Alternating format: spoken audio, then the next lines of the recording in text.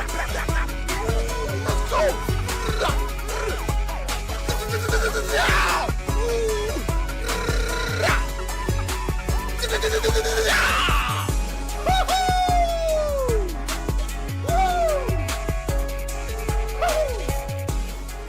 All right, we are back with another reaction. This time we are going to be voting. It's going to be a reaction where we're actually, doing something, interacting. We did this last year. I think we did this the year before. The Game Awards, TGA is here.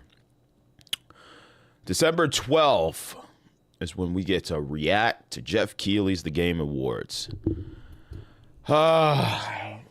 Shiz. Here we go again. 18 days until a live show. I'm logged in. I'm ready to vote. Let's see what we got here.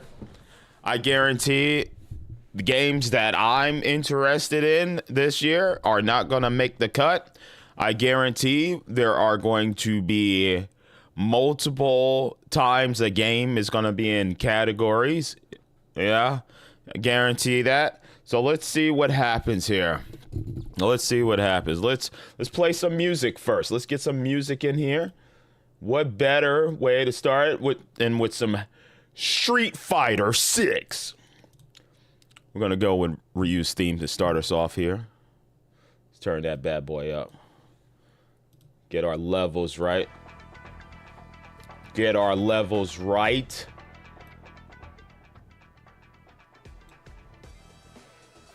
All right, let me monitor the stream. Let me hear what the audio sounds like. Give me 1 second.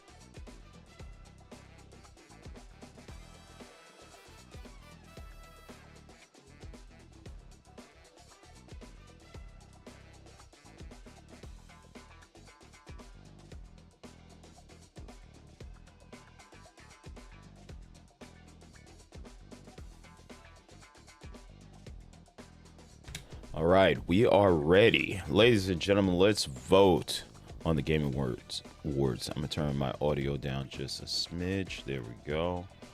Okay. Let us begin. Are they gonna start with Game of the Year? All right, start voting. Here we go. They're gonna start with game. Oh, of course. Why you always go backwards? Starting with the big one first. All right, let's see. All right, here we go, guys. Let's see what we got here. I'm gonna minimize myself a little bit. Hold on, let me switch scenes. How about we just switch scenes? Boom, we'll do that. We'll do that. And then we'll get rid of that. And then bada bing, bada boom. All right, what we got here? What we got? What we got?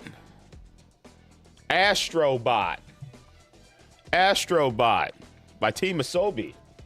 Y'all know how I feel personally speaking about Astrobot. I'm so happy Sony has acknowledged Astrobot, finally giving Astrobot a full-length platforming game. Let's go.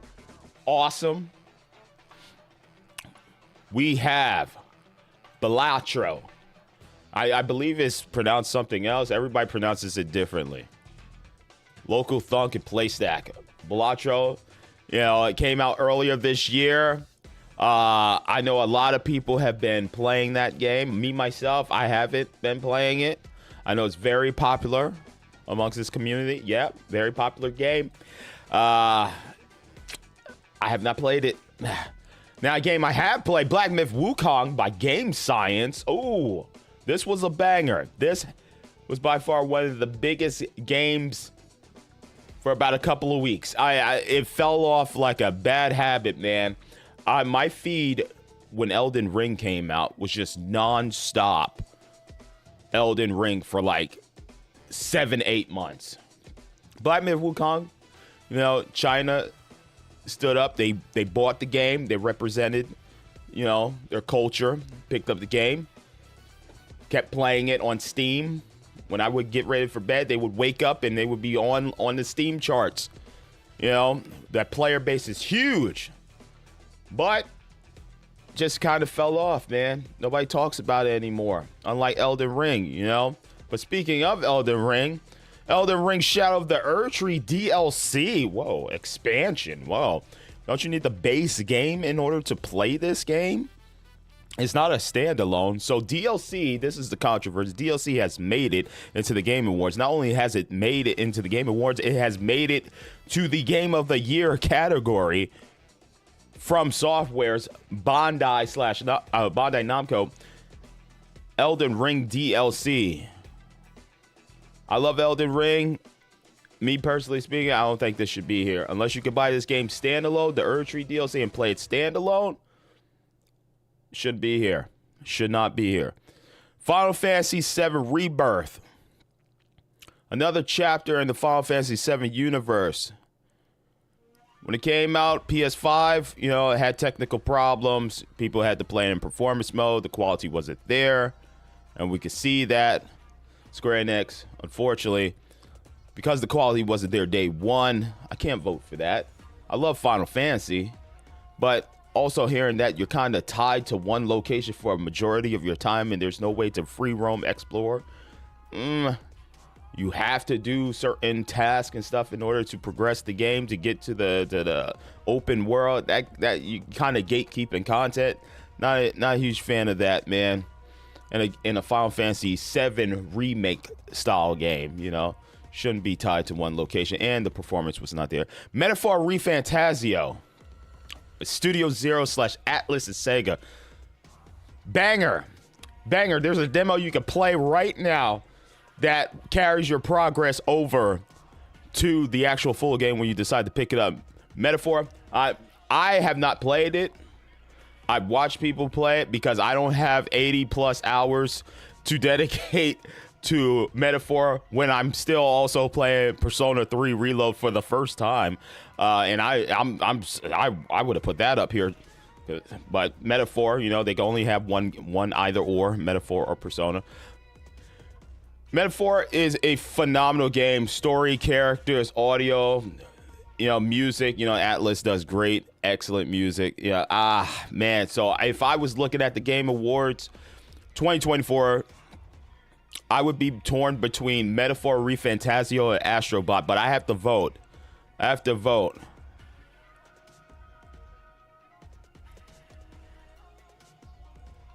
And I'm going with Astrobot. Because Astrobot is a game that represents a genre that I miss and wish Sony and more developers would create. Microsoft with Banjo and Kazooie. Where's a new Spyro? Where's a new Sly Cooper? Give me a new Jak and Daxter. Give me these games with the style of Ratchet and Clank Rift Apart, which became my game of the year when Ratchet and Clank Rift Apart came out. In a year, I believe also Demon's Souls Remake came out on the PS5. But Ratchet and Clank, we don't see games like that. We don't see these amazing platformers anymore. And I would love for them to come back. It can't just be Nintendo. So I'm putting the flag on Astrobot. Astrobot is going to bring back platforming gaming, baby, by winning the Game of the Year. I voted for Astrobot, baby. I'm going to post this on Twitter, because I'm still on Twitter, not Blue Sky, because my Twitter feed just consists of stuff like this. Look at that. You see? There's art. Look at that. Beautiful. I don't see the bad things. It's just like art and cosplayers and whatnot. All right, so Astrobot. That's why I voted for Astrobot, because I want to see more companies make fun, exciting platforms. Let's go back, baby. Let's go back to the PS1 days, man. PS2, N64. More platformers, man. More awesome platformers. Jak and Daxter, baby. Come back. Sly Cooper, come back. Isn't Croc coming back? Yeah. Let's do it, man. Let's revitalize a genre that has been carried by Nintendo. Let's bring back the platforming genre, baby. Fun games. If I had children and I was looking for games, there aren't many from the other two platforms, Xbox and Sony. It's mostly Nintendo. Where's Super Lucky's Tale? Where are these games, man? Where are they? I gotta buy some Lego game We need more variety because when I grew up, I had so many. I had Mario, Donkey Kong, you know. I had Crash Bandicoot, Sly Cooper. You know, I had these amazing games, man. And kids don't see that no more. They see Fortnite. That's all they get now is Fortnite, which they should not be playing. You know. All right. Anyways, Astrobot, Team Asobi, excellent job. Thank you for making a awesome platformer come to life. I'm so happy that Astrobot is here. I'm so happy. I'm so happy Astrobot got their full game. Hell yeah. Full length game. And the nostalgia hits. Wait, I thought I clicked next genre. I thought I clicked the next category. Wait.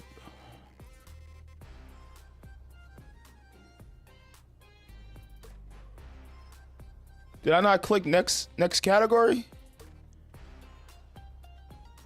Best game direction? Wait, no, this is still game of the year. Wait a second. Previous category. Next category. Am I getting deja vu with the... Okay, like I said at the beginning of the stream, I was not expecting this though. Wait, is it actually all 6 games that was in Game of the Year? Is it actually, factually, in the same order?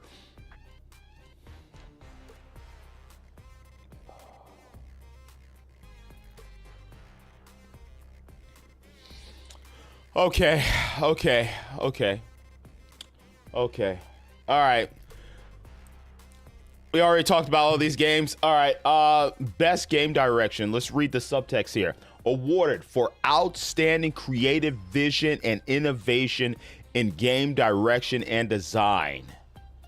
I am going to go for Balatro. Balatro's design, yeah, definitely. We're going for Balatro. I'm gonna tweet this. There we go.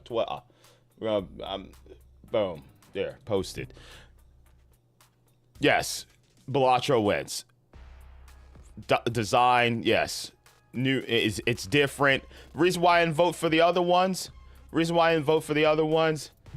know, Astrobot is my game of the year for the category. I don't think it needs to win another category, and plus it does platforming.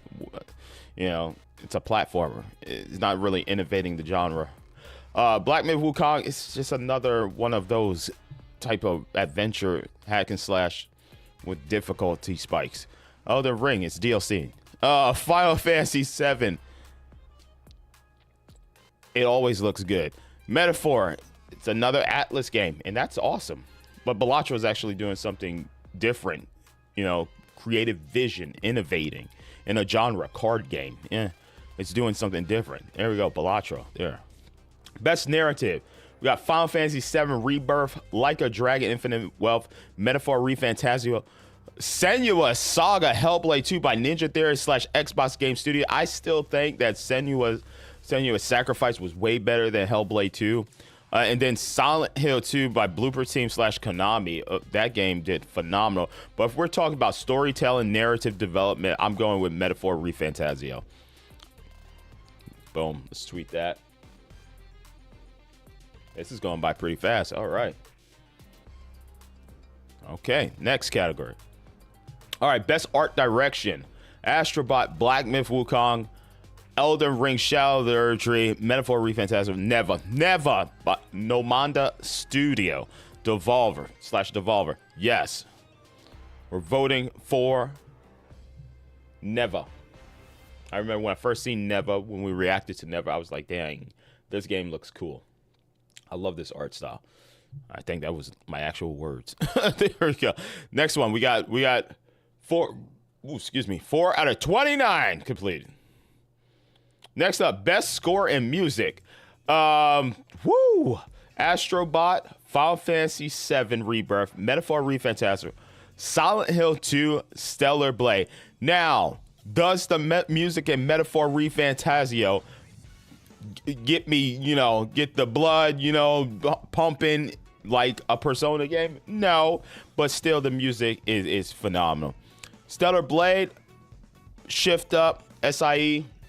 Yeah, it's good. But come on, man, it's Atlus, bro. It's Atlus, man. Their soundtrack is just awesome. Post, done. Let's put it in there. Put it in the chamber. Boom, done. Next category. Best audio design. Ooh, okay.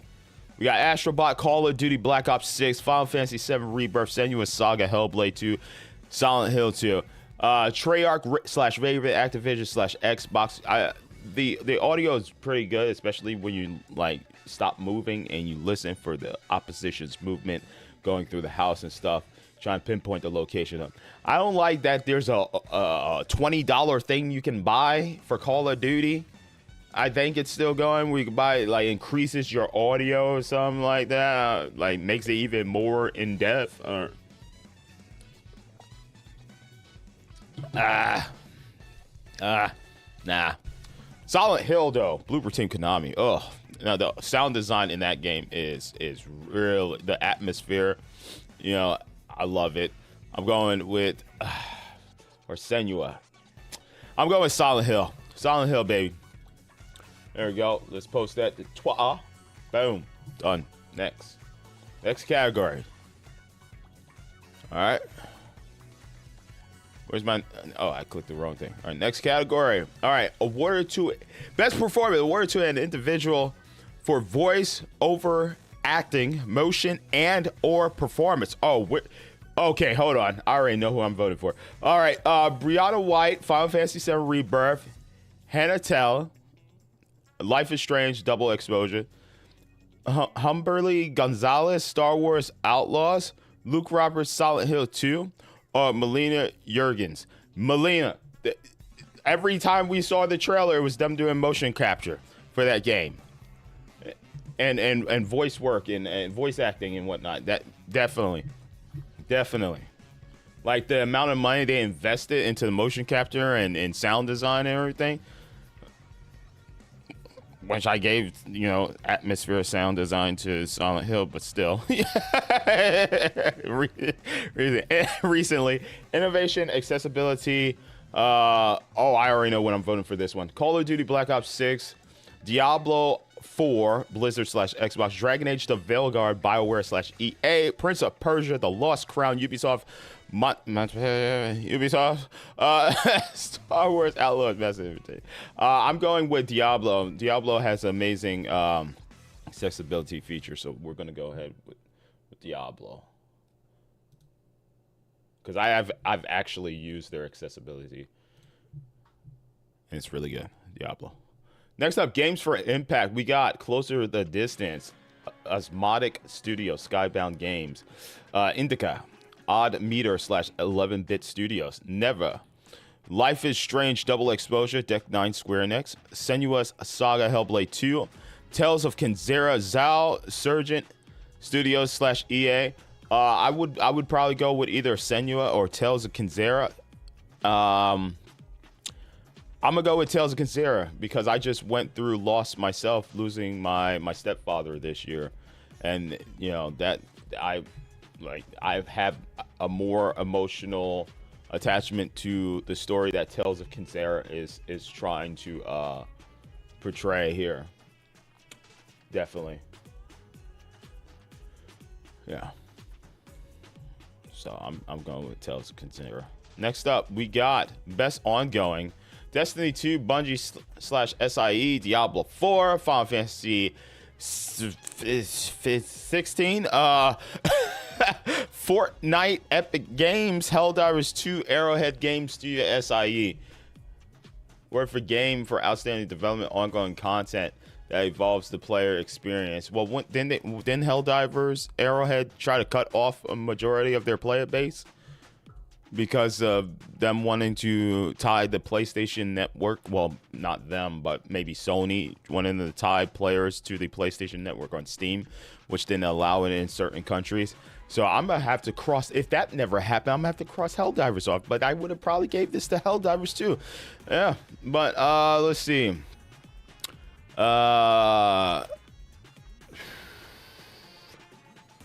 I like the story that Diablo 4 is building towards. I wish I didn't have to pay $40 additional to get that content. I wish it was just added in there for free. If I look at this genre, this category, I'm like torn between Destiny and Fortnite. I mean, Fortnite, didn't they just reboot a lot of their content? They like did it again. They like brought it back, the same content. Oh, this one. Ugh. I don't know what happened with Final Fantasy 16. I'm not too familiar with the additional ongoing content for that. I'm gonna go Destiny 2. I'm going Destiny 2. Because then Fortnite just rehashed content. Isn't that all they did? Just like, hey, remember that content? You're like, oh, I just saw it. Look at this. Look at this image. Look at that. Boom. Look at my Twitter feed. God love this. Look at that. Boom. That's beautiful. This is my Twitter feed. All right, next up, best community support. We got Baldur's Gate 3. Oh, snap. Malarian Studios. Final Fantasy 16, Fortnite, Helldivers 2, No Man's Sky, Hello Games. I'm more interested in seeing what Hello Games is doing with that new game that they have coming out, that they showed us the trailer of. Baldur's Gate. Community support, outstanding community, transparency, responsibility, exclusive social media activity, and game update patches. Baldur's Gate, I feel doesn't receive much updates. As far as my feed, I get more Baldur's Gate, like, which character did you like the most and stuff like that, you know. But patches and updates, it would be No Man's Sky. So is Hello Games just gonna keep winning? I mean, Fortnite, they just do the Fortnite thing, you know. They just do it's between Fortnite or No Man's Sky, and they're rehashing content. So No Man's Sky, I'm gonna go with that, because that No Man's Sky, I feel like, is like the consistent improvements to No Man's Sky is like they keep improving the world itself. I'm gonna go with that, yeah. And the performance and whatnot. I'm gonna do that. We're gonna go with No Man's Sky. I would have went with Baldur's Gate, but I haven't really seen anything as far as updates with Baldur's Gate. Best independent game for outstanding creative and technical achievement in a game made outside the traditional publisher system. Animal Well. Oh wow. Okay. Shared memory / big mode. Balatro local thunk / playstack. Lorelei and the Laser Eyes. Oh snap. Smoga and Annapurna Interactive. Never. Oh yeah, we already read the studio. UFO 50 by Mossmouth. I'm going UFO 50. That, yeah, UFO 50 is awesome. If you have not played it, hell yeah. Boom. Posted yeah. Hell yeah. Next, best debut indie game. Oh, I had high hopes for the Plucky Squire. Oh, that's so unfortunate. Animal Well, Balatro, Mana Lords by Slavic Magic and Hooded Horse, Pacific Drive, Ironwood Studios, Kepler Interactive, The Plucky Squire, all possible futures / I was so excited for the Plucky Squire. That game is it's nah. I'm gonna go Balatro again. Balatro wins another category for me. Balatro really oh man. Like, I was into just Marvel Snap, but then Balatro came out and people were like, yo, you need to play this, and I still have not played it, but I've watched people play. And I love card games, and that is a amazing card game. That is an amazing card game. Ghoulie Girl Loves You, AJM. Thank you for the sub. Yeah, I'm going Balatro, man. That just really took a lot of people by storm earlier this year. And it's on everything. I think it's on all consoles and mobile now. Like, it was a console game first, and then I think it was a console game first. Then it came to mobile. later. It really like oh god, am I just gonna get into Balatro again for the best game playable on mobile device? Well, Balatro is horizontal screen. It's not vertical, and the only game here, let's read them first. AFK Journey, Farlight/Live Games, Balatro, Pokemon Trading Card Game, Pocket, Creatures Inc., TPCI, Weathering Waves. Ooh, I have not played Weathering Waves. The reason why I haven't played Weathering Waves by Kuro Games is because Zenless Zone Zero by Hoyoverse came out around the same time, and I love Zenless Zone Zero. But here's the thing, I don't play Zenless Zone Zero on my phone. I play it on my computer. Now, the only game I have been playing, because I used to play AFK, the original AFK. I have not touched AFK Journey, but I've definitely seen AFK Journey. I watched gameplay of it. I was like, should I play it? And then I said, nah, I'm not playing it. I ended up playing a lot of Marvel Snap this year. But then recently, that got me away from Marvel Snap is Pokemon Trading Card Game Pocket, dude. Oh man, I gotta bust some packs too. I got 2 packs I need to open, by the way. I did the entire event and all the side missions for the event. I got to gold rank. I got my gold ribbon. Not rank, but I got my gold ribbon for winning like 40 battles or so, or 45. No, I think it's 45 battles. So yeah, I got heavily into that. Like I'm loving like busting open packs. I use my what's this called? What's the little thing called? Because I have so many friends that I made on there that sometimes when they open a pack, you can also like randomly choose a card out of the pack that they opened.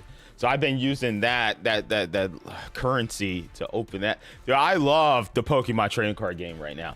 I love it. It's simplistic. It's not too advanced compared to the actual trading card game. It's very simple. And I remember there were some sleepless nights of me in the tournament, you know, the event, just grinding matches, player versus player matches. Yeah, like I literally staying up to like 4 or 5 o'clock in the morning in the bed playing Pokemon TCG. And then I did a stream recently, which I'm sorry about the audio in there, guys. It was my Elgato. I'll move back to my old capture card. Yeah, man, we gotta do a stream where I get the 50 to 50 because like there's an event or something like a challenge to get 50 wins in the event or whatever. I want to do that. We will do a stream of that this week before it ends. But yeah, Pokemon Trading Card Game. I'm highly addicted. I'm still highly addicted. I'm busting packs. I think I'm only missing like 26 of the cards from this series. I'm only missing like 26 or 28 because I think there's like 226 or something. I got all the promo cards from the Lapras event. I got like 8 Laprases, EXs or GXs, whatever it's called. Bro, like I went hard. I even put money into the game and I didn't know what I was buying initially when I downloaded the game. I was showing chat on stream. I was like turning my phone. I was like, oh, it just dropped today. The day it dropped is when I was streaming. And I was like, guys, oh my God, I'm enjoying the mess out of this game. I just bought currency, gold bars. I didn't know what it did. I subscribed to the game trial, the free trial of premium, which I'm no longer a premium, now a silver member because I didn't renew because I'm just like, man, I opened so many packs, I'm good. It's like a couple of cards I'm missing too. Dude, I'm highly addicted to this. It's not as the matches don't go as quick as Marvel Snap, and it is daunting seeing that 18 to 20 minute timer on the right hand side. And I feel like Marvel Snap is a little bit faster with the combat because you're both going at the same time. You're both dropping your cards and stuff is going at the same round or the same, turn. as opposed to where Pokemon trading card game, it's like I go, then you go, depending on the coin flip, or you go first and then I go, and then we go, I make my move back and forth. It's like a slower, more methodical situation going on. Whereas Marvel Snap, my matches just go fast. They go super fast. Now, I would not be doing, be sitting in line and waiting for my order playing Pokemon Snap or something. I mean Pokemon Snap. That's actually sounds like a good name, Pokemon Snap. Oh, because there's a Pokemon Snap the game with the kid.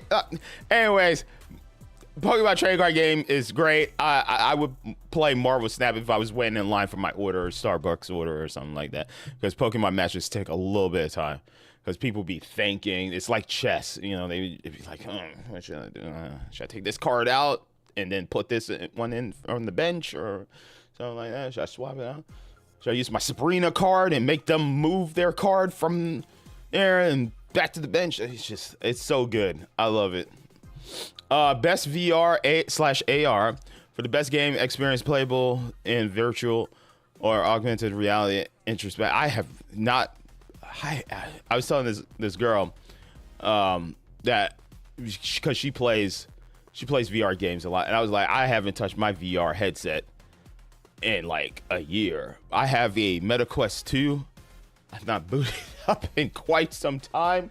I don't think I can even play the one game on this list that I would want to play in VR, because I think I would need a MetaQuest 3. But the games are Arizona Sunshine remake by Vertigo Games, Asgard's Wrath 2, Sanzaru Games / Oculus Studios, which I heard is great, Batman Arkham Shadow by Camouflage and / Oculus Studios, Metal Hellsinger VR Lab 42 / Outsider / Funcom, Metro Awakening Vertigo Games.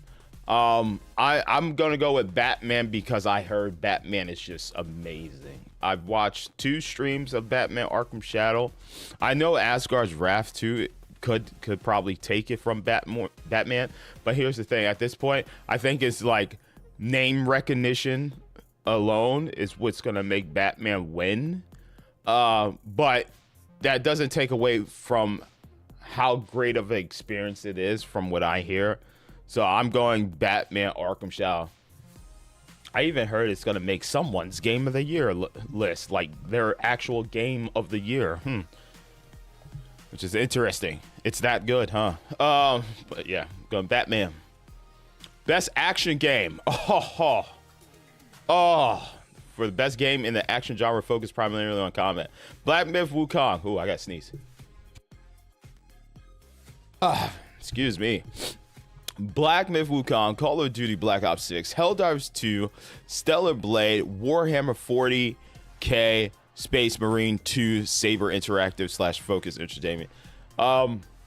We talked about Black Myth. We talked about Call of Duty, Helldivers 2. Oh man, I think the stain that happened to Helldivers 2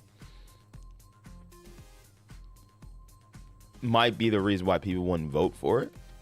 But I think if we're just being professional about it, I feel like Helldivers 2 is going to win this. It could go Black Myth Wukong, or it could go Helldivers 2 is what I'm looking at. Stellar Blade is great and all. Warhammer 40K is kind of like, you know, linear. Is way too linear. Same thing with Call of Duty. There are some good action points in Call of Duty 6. This is by far the toughest one for me, because I really love Call of Duty. But it says if it was like best first person shooter and there were other games here, or best shooter and it was Call of Duty, Helldivers 2, Warhammer, and 2 other games, I would be like, oh, okay, Call of Duty, man, because Call of Duty is gonna make my top 5, bro. But man, this is tough. This is the toughest one, I think, by far, because I want to give it to Black Myth Wukong, but man, these games are so different in comparison to each other. The styles, the playing,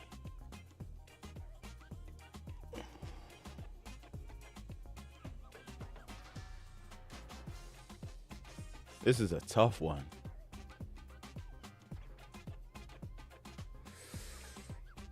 All right, what is not gonna make it? Warhammer is a fun time, but it's not gonna make it for me. Like the combat and using the jet, the rocket, jumping up, shooting, it's fun. But the shooting in Call of Duty and Helldivers, I feel, is much more superior to Warhammer.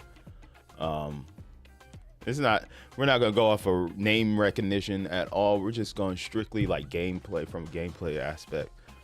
Stellar Blade, if I was putting Black Myth up against Stellar Blade, I'd probably go Black Myth. A lot of the abilities and stuff you get later in the game is so crazy, to the point where you could like start one-shotting bosses and stuff like that. In the visual presentation of Black Myth Wukong 2, like in the combat, you know, just the engagement in bosses is just so much better. This is weird, man. This is a weird category.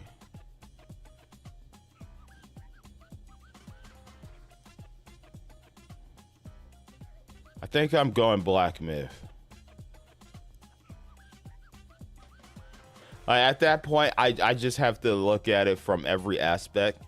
Like,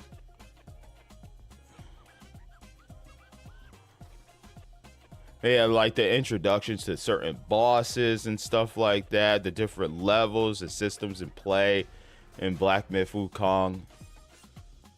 And from a visual standpoint, it's just jaw-dropping. And yes, like I said, the combat is really cool.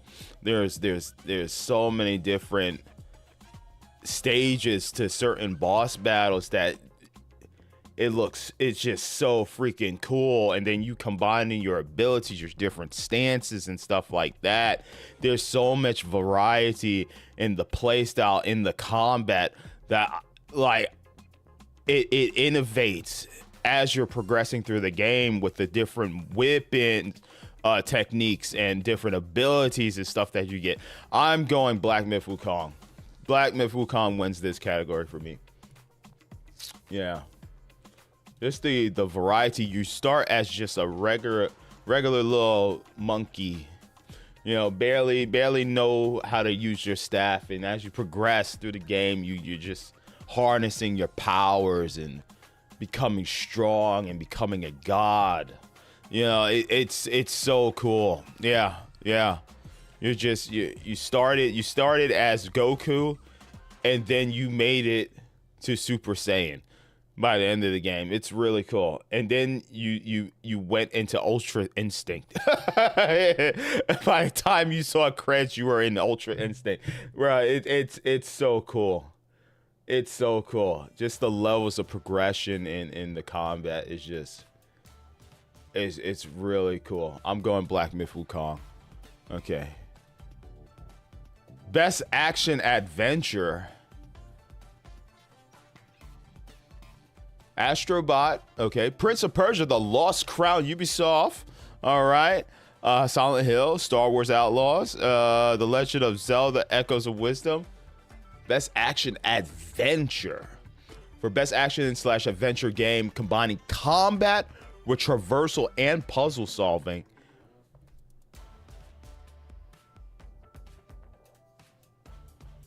I love the puzzle solving in Legend of Zelda. I did not like the combat. We could cross that off. There was barely any puzzle solving in Star Wars Outlaws. It was just click right trigger to open, unlock door. The adventure was okay though. Silent Hill 2 has really good puzzles. The atmosphere is great. Combat, not that great. Prince of Persia, amazing combat, dude. We played the demo, bro. Like, I went to every freaking Walmart, Target, GameStop trying to find a physical copy of this game. It was sold out everywhere. This game is gonna be overlooked by people on their Game of the Year list, and it shouldn't be. You know, Ubisoft is going through it right now, but this game right here is a banger. Highly recommend it. If you could get it on sale this holiday season, Black Friday, you know, it's a Ubisoft game, so it might be $20. Highly recommend it, man. It's a side scroller, action, puzzle, platformer. If you like the platforming in Celeste, you'll like the platforming here, because some of the platforming puzzles get very strategic and tight. Dude, Prince of Persia wins this genre. I don't even have to talk about the other game, Astrobot. This is a Prince of Persia genre. If Prince of Persia does not win this one, I mean, I already lost faith in the Game Awards thanks to, you know, the what was it? The Plague's Tale Requiem getting the Shaft not winning no awards the year it came out. I've already lost faith. Like, this would be the nail in the coffin. This game right here, this game is phenomenal. Highly recommend it if you haven't already. Play Prince of Persia: The Lost Crown. The combat's amazing. Platforming, using your abilities to get around and stuff like that. It's so cool. You use your bow to interact with things, to change the environment and stuff like that. Dude, this game is tops. It is this genre. Best action adventure. All right, best RPG. For the best game designed with rich player character customization, progression, including massively multiplayer experience. Including massively multiplayer experiences. What? What in my music? Oh, it paused because music. Okay. I never seen YouTube do that before. I should open Spotify. It was like, yo, are you still listening to this music or what? Wait, including massively multiplayer what? Let's just cross that out. We're gonna cross that out. We're gonna go with rich player character customization and progression.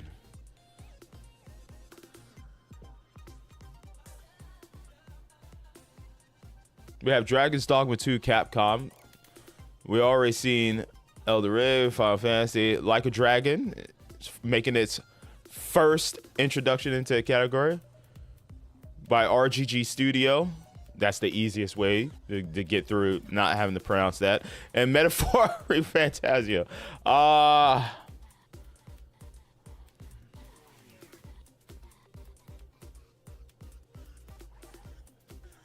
man.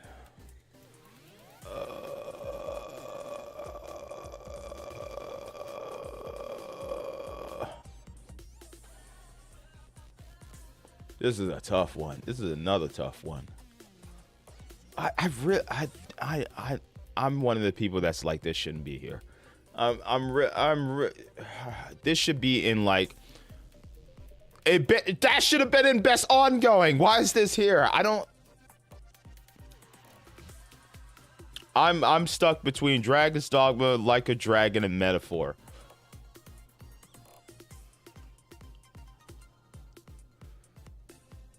Oh man, I guess the getting the pawns and stuff would be multiplayer experience. I said I would cross that out, but if we actually include that, you know.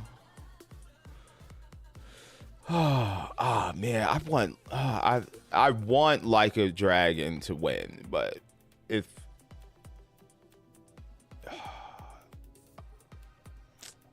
I'm stuck between these two. That's RPG. Oh, but then, damn, this is a tough one. Oh man. All right.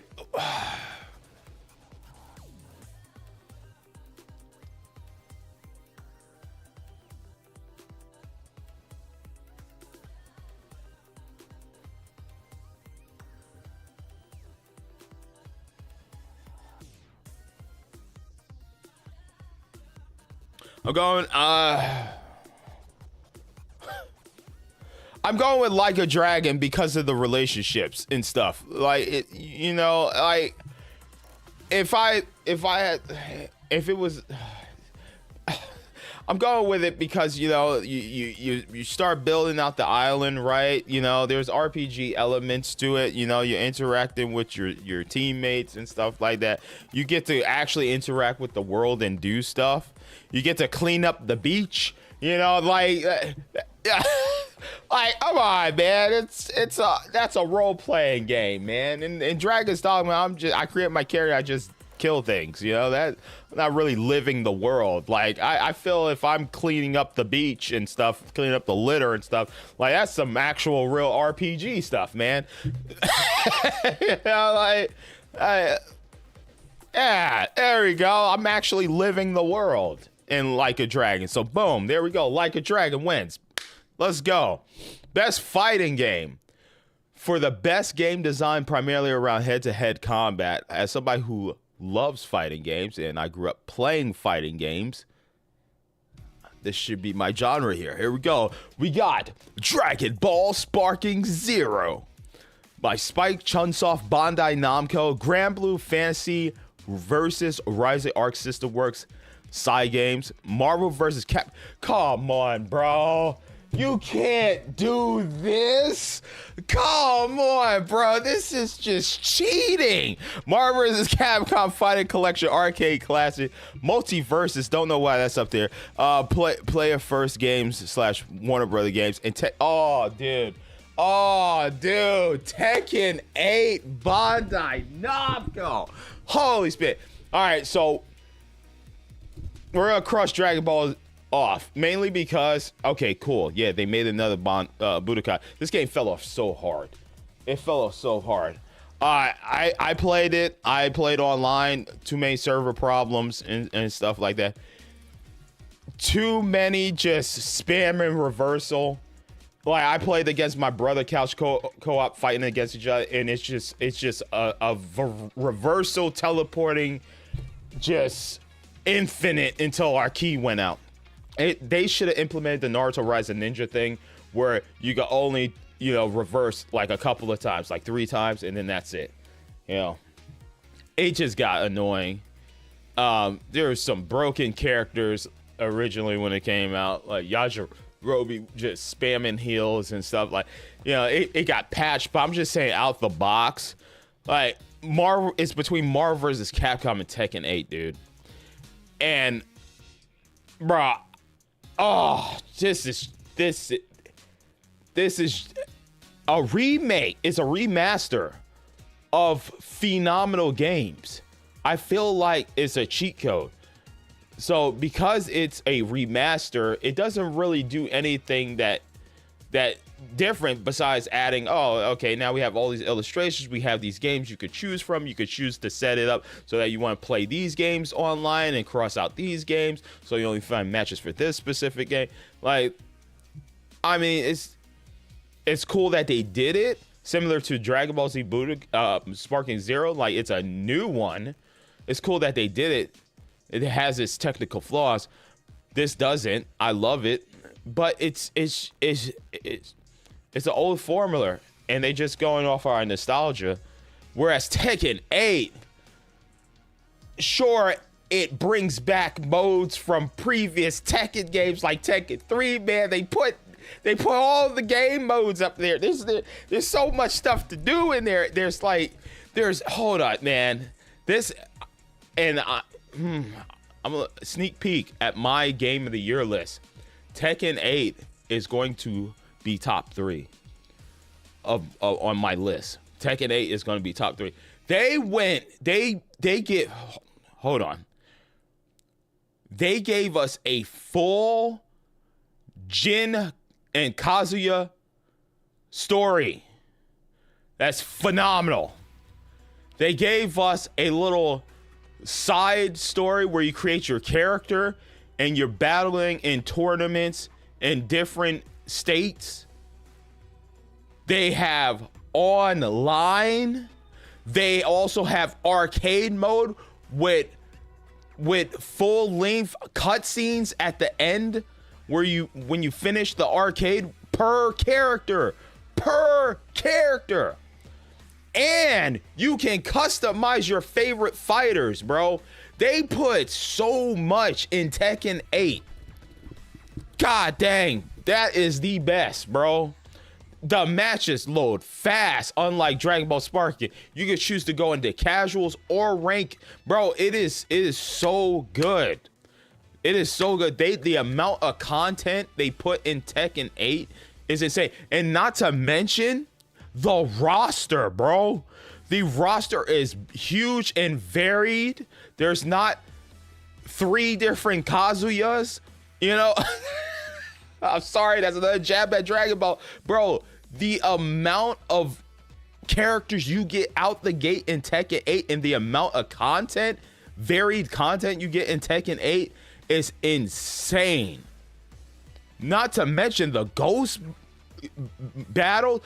There was a young lady whose brother passed away, I think earlier this year, God rest his soul, that Harada-san found a way to get her brother's ghost, like, downloaded to her system so she can still play against her brother.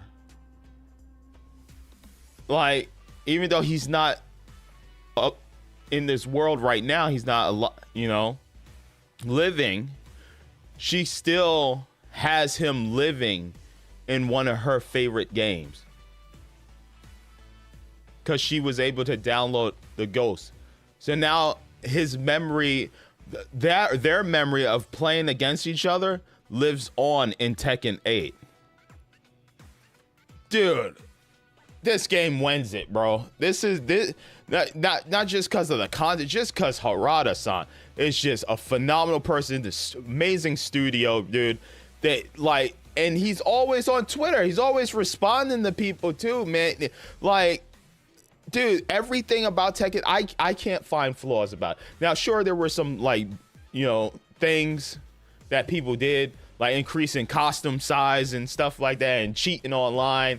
You know, it is what it is. They patched it out. There was the whole Eddie Goro, like, just tapping X or whatever. But if you lose to that, man, then why even, like, get good? There we go.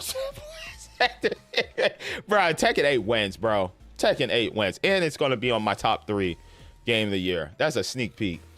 Best family game, Astrobot. We got Princess Peach Showtime, Good Feel / Nintendo. Super Mario Party Jamboree, Nintendo Cube / Nintendo. The Legend of Zelda, Echoes of Wisdom, Grezzo / Nintendo. The Plucky Squire, All Possible Futures, Devolve. I'm going to go with Super Mario Party Jamboree because this game, I've invited family over. I invited friends over to play this game. I have yet to win. And I bought the game. I keep losing. The only time I ever won is my first match online when I played online and on my stream. I have yet to win. I've yet to win. I lose every time, but still, it's a good time. Some of the mini games are horrible. Some are good. There are some that are just not good. They're not great, but there is fun to be had. And then there's the, like, 20 people, like, quick mini game thing, which I think is cool. Yeah, I'm going Super Mario Party Jamboree. There we go. That's it. It's a great game. It's just fun to be had. There have been times where people have made some amazing comebacks, and I'm just like, no. And then it turns into Monopoly too, man, because I'm already like, yo, you sure you don't want to steal their star? You know, they hit the boo and the ghost, the boo. I'm like, listen, I'm telling you, if you don't take their star, there's, like, negotiate. If you don't take their star, this was what might happen. You see, they're sitting on the multi-die, and the star's, like, right there. So if you take that star, like, you'll be tied with them, but then, you know, they'll get that other star, and then maybe you'll win the stars at the end. you never know because, you know, it's random. You did the shop thing. You bought a lot of items in the shop. So they might give you that star. And possibly, you know, you landed on so many red circles that they might give you that star. You could tie it up at, I'm just saying, you sure you don't want to take, I'd be out there negotiating, bro. Like I'm playing Monopoly. Bro, you know, you sure you don't want to sell this property? You sure? You know, I got $1,000 on me. I got $1,000. I'm telling you, like, if you sell me this property, how about, you know, I let you slide one time if you land on my property. Bro, I be negotiating in Super Mario Party Jamboree, and I still don't win. Best sim/strategy. What's up, King Ghostwolf? Best game focused on real-time or turn-based simulation or strategy gameplay. Bro, I had some really good matches last night, man. Well, like when you dropped out, bro, I was cracked. I even put on free-for-all on Call of Duty. Best game focused on real-time or turn-based simulation or strategy gameplay. All right, let's see. Age of Mythology Retold, World's Edge / Forgotten Empires, Xbox Game Studio, Frostpunk 2, 11-bit Studios, Kunitsugami, Path of the Goddess, Capcom. I still have not played that. That's free on Game Pass. It just didn't interest me. Mana Lords, Slavic Magic / Hooded Horse, and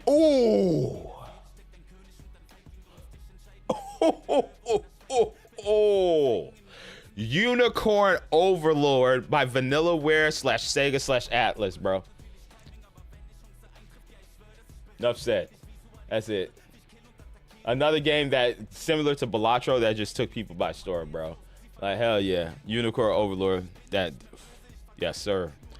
Best sports game. Oh, sports / racing game. Okay, for the best traditional and non-traditional sports and racing game, we have F1 24 by Codemaster / EA Sports. We have EA Sports FC 25 EA Vancouver / EA Romania / EA Sports. We have NBA 2K25 Visual Concepts / 2K. We have Top Spin 2K25. I need to get this. I need to see if it's on sale. I was anticipating Top Spin, and so many games came out. I got distracted. Hangar 13 / 2K, WWE 2K. Oh, wow. WWE 2K 24 Visual Concepts / 2K. Oh my God. Wait, where's college football? Wait, what? We got an opening here for college football. Why is college football?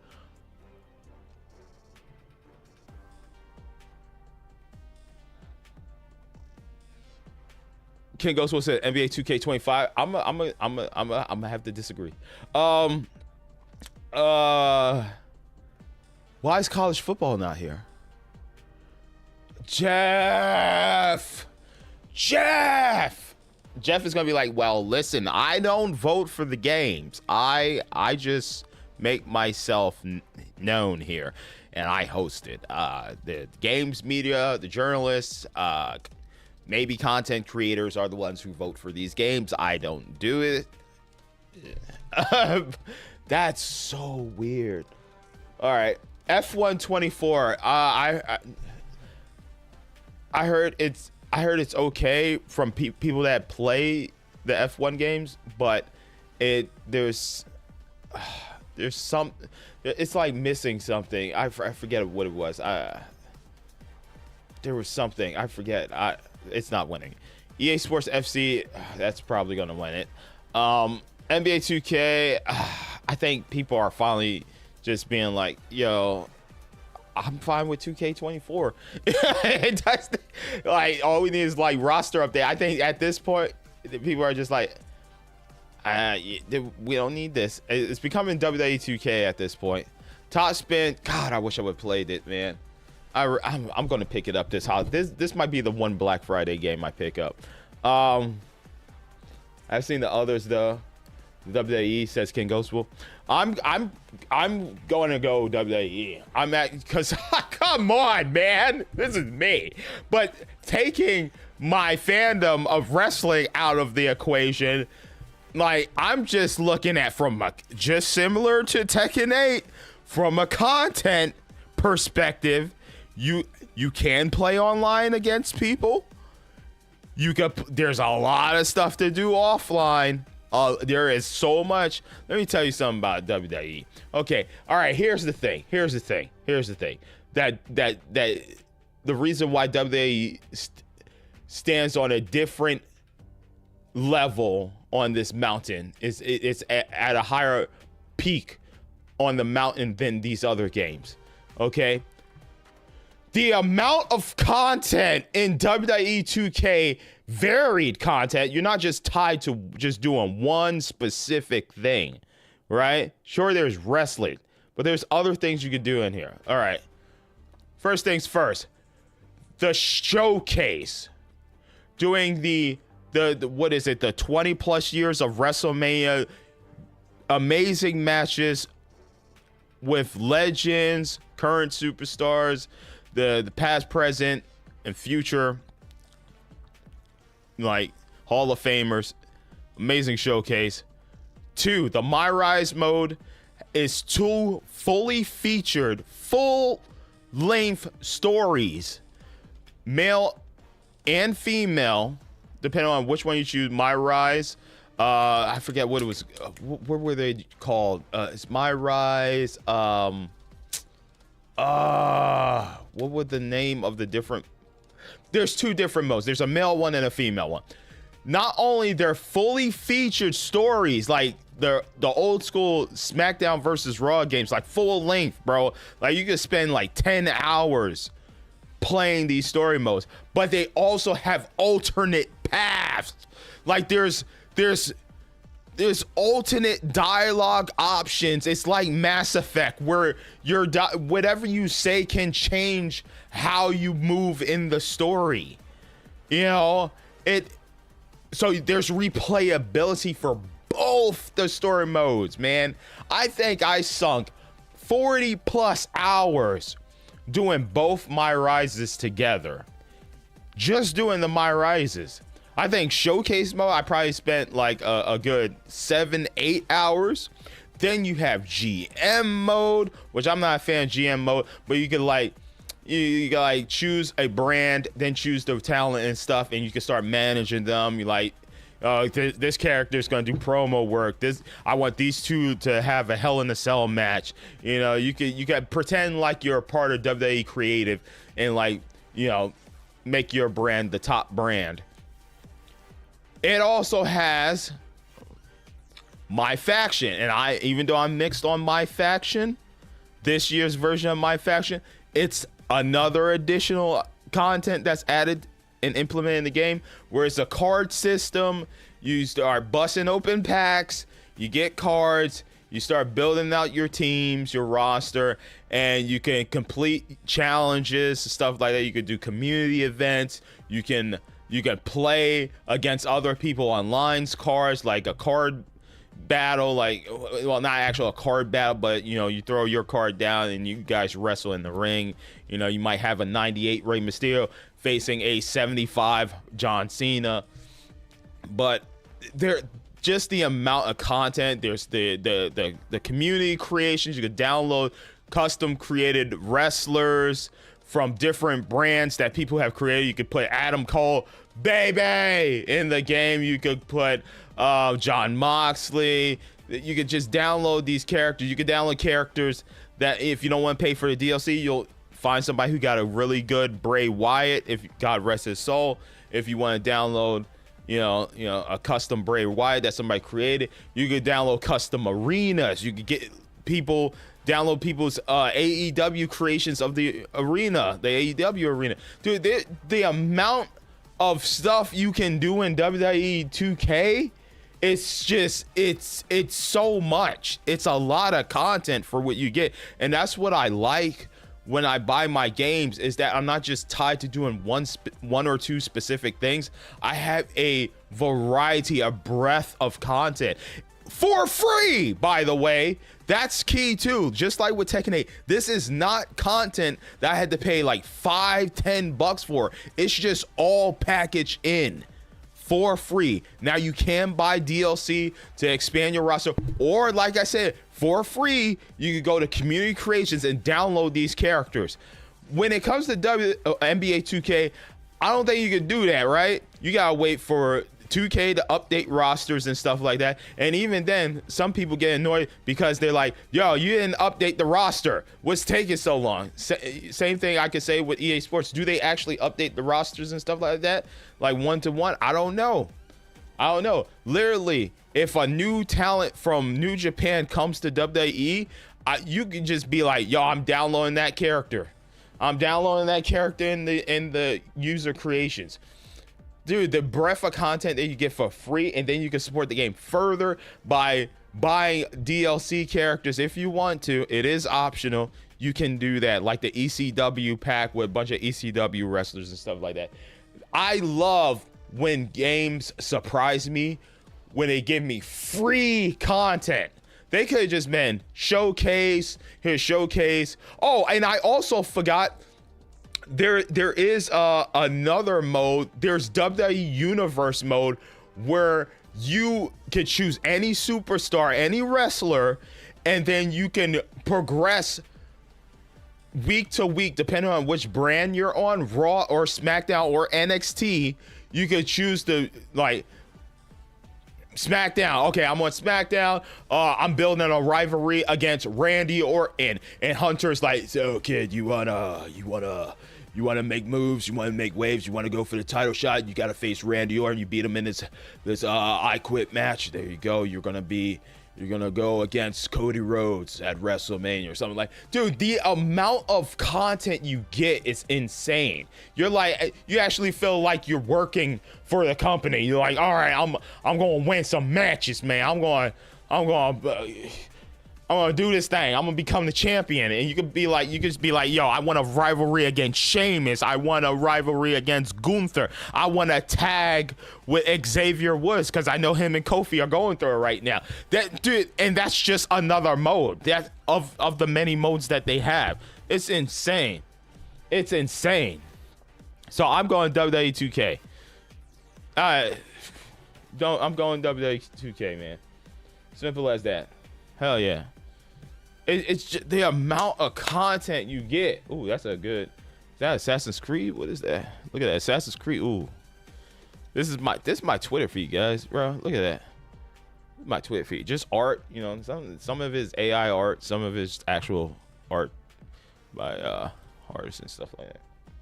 Best multiplayer, Call of Duty. Excuse me. Let me read the other games.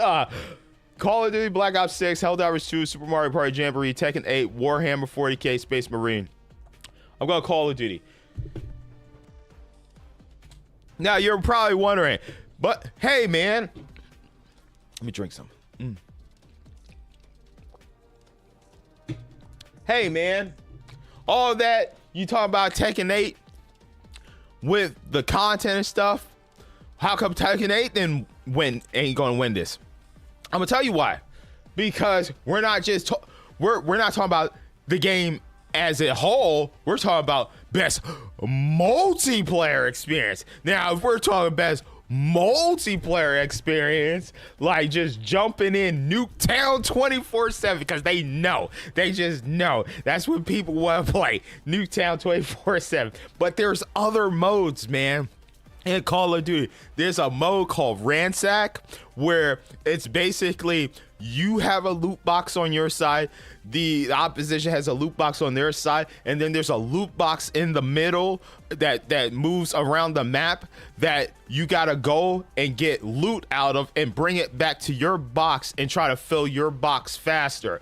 So what happens is you'll have snipers camp in the box protecting their teammates. You'll have me throwing smoke bombs and trying to sneak in and steal the loot.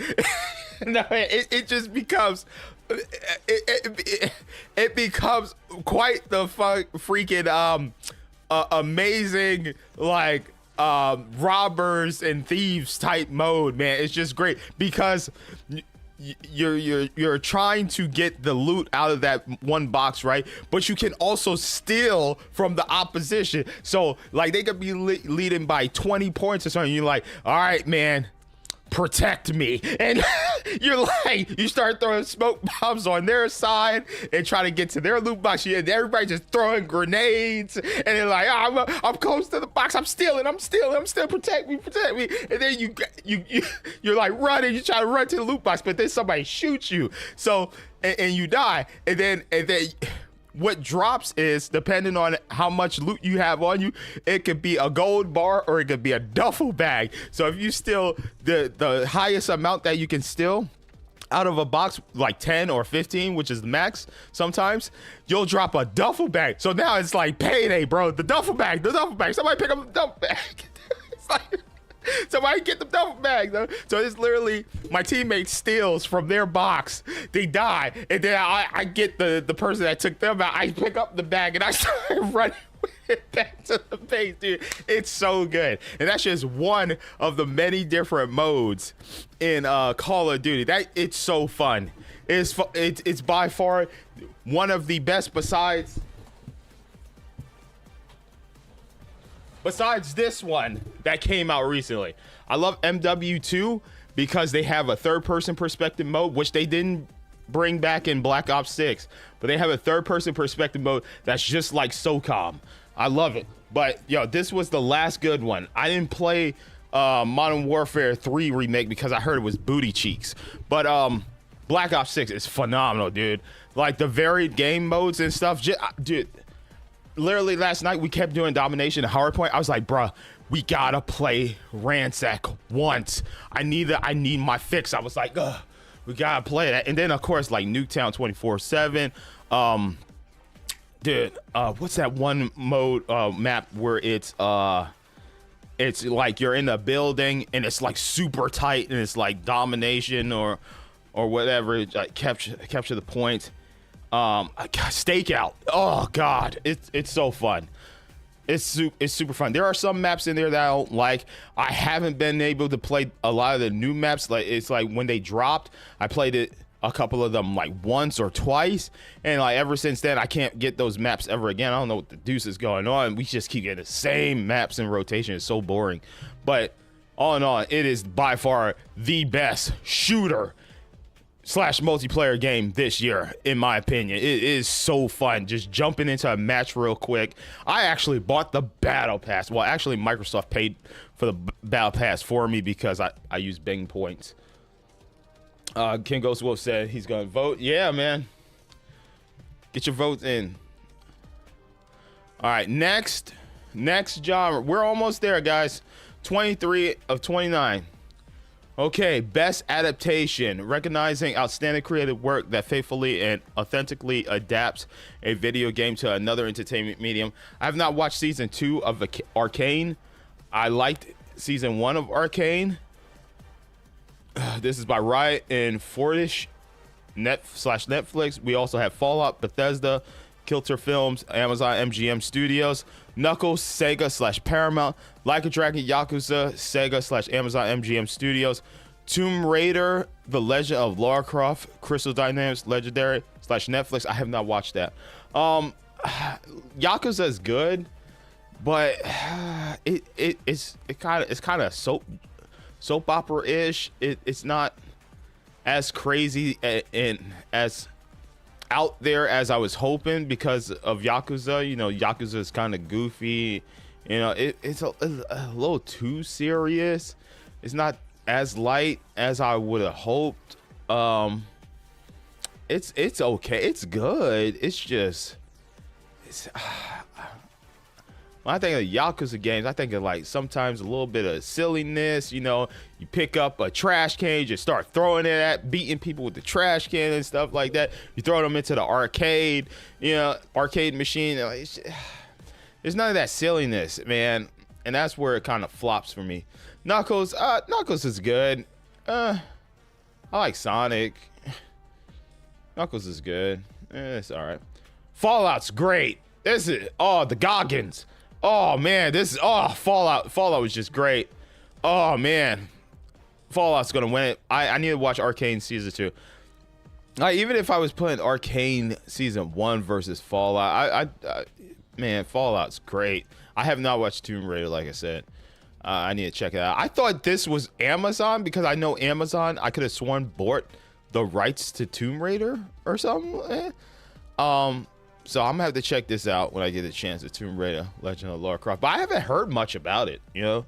So, but Fallout, it literally got people to re-buy or re-download or pick up Fallout the game, like Fallout 4. So I'm going with Fallout. Fallout was great, man. I can't wait. Can't wait for season 2. I'm gonna vote for that. There we go. Post it on Twitter. Ooh, look at that. Is that Slade? Is that Slade? Oh, dang. It went away. There it is. That looks cool. All right, next. Most anticipated game. Recognize it an announced game that has demonstrably illustrated potential to push the game medium forward. We have Death Stranding 2 on the Beach, Kojima Productions SIE, Ghost of Yotei Sucker Punch Productions / SIE,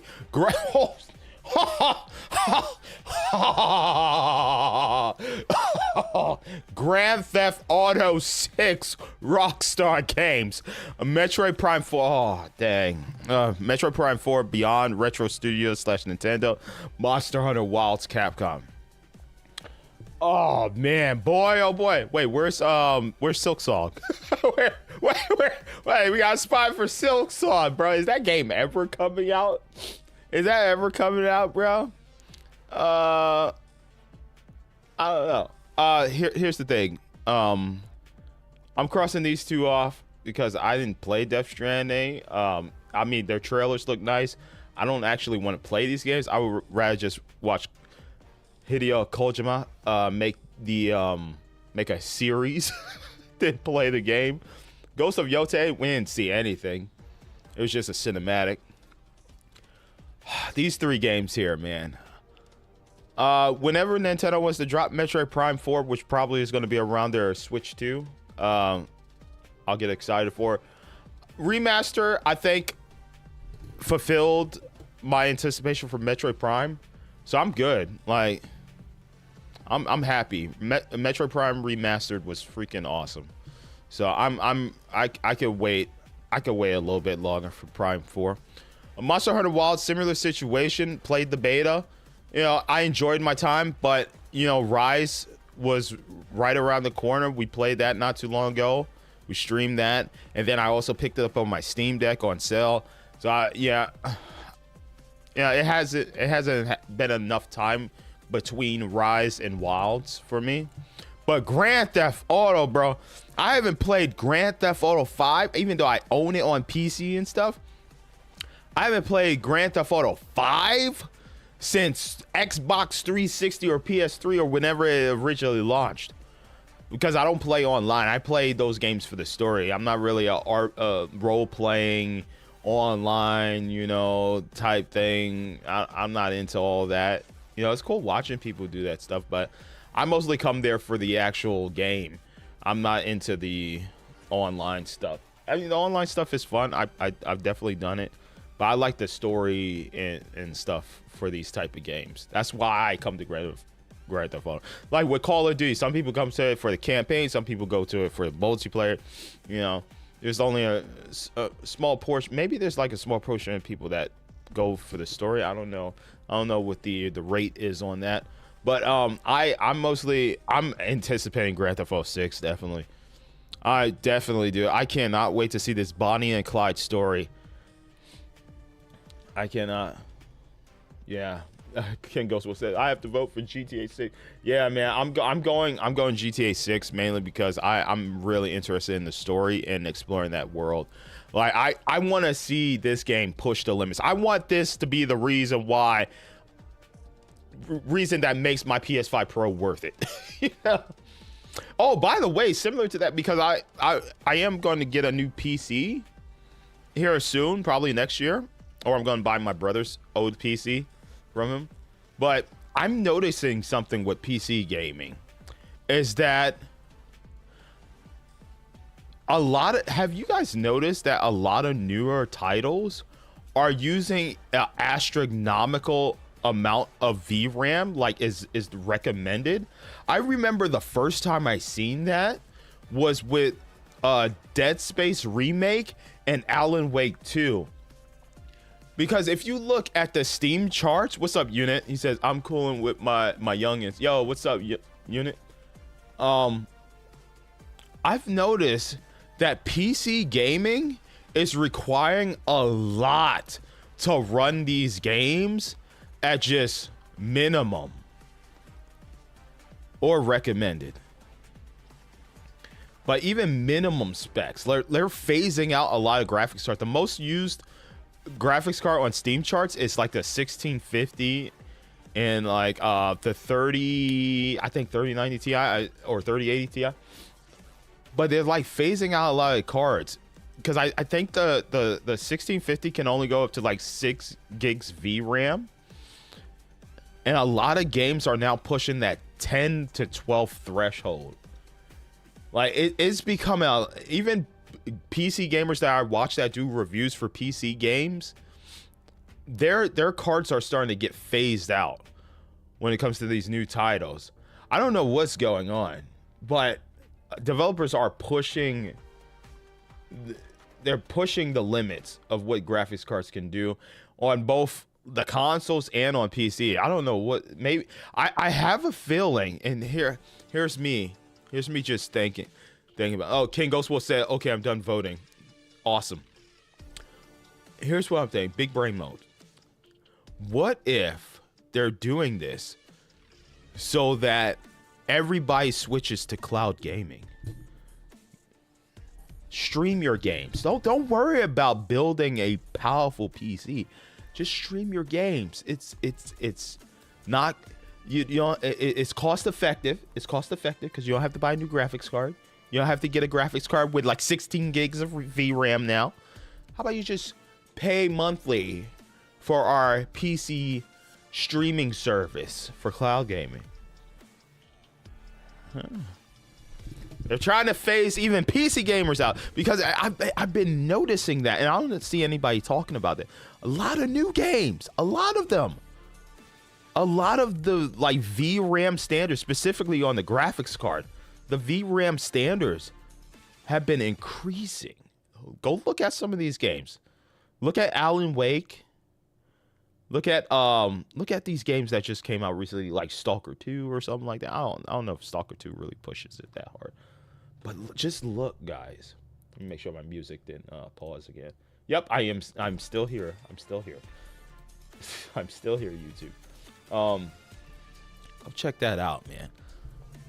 Go check that out. So hopefully, you know, PS5 Pro, you know, I'm future proof. We'll see. Content creator of the year for a streamer or content creator who has made an important and positive impact on the community. Where's Tyrone Magnus at, man? Yo, woo! 10 million subscribers. Woo! Man, he's been going crazy on his channel. His community has been growing. We got Queso, Illawan, Techo Gamers, Typical Gamer, Usada Pokora. I've heard of Queso and I heard of Typical Gamer. I haven't heard of these other three. I think last year it was a VTuber, right? I'm not really. I don't watch. Dude, I'm tell you the truth. I only watch like 4 people live stream. I watch Tyrone Magnus. I watch Maximilian Dude. I watch Hyphonics. You know, you guys know because I'm always laughing and talking about Hyphonics on my streams. And the only other ones like Giant Bomb, I do watch their content, but not live most of the time. The only other one that I would watch live, who is it? I could check my feed here. Let me check my feed. There is another content creator that I watch. But mostly I've switched over to just watching everybody on YouTube. And now Maximilian Dude streams on both YouTube and Twitch. So now I just have all my content that I watch under one house. Let me check my... There is another person I do watch and I'm blanking on them.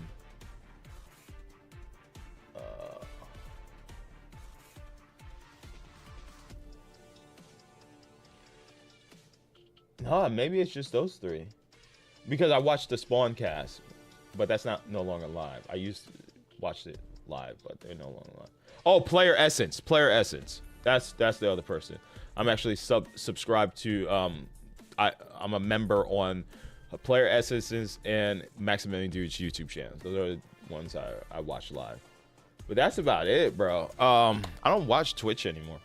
Kai's stuff is on. He posted on YouTube now. I'm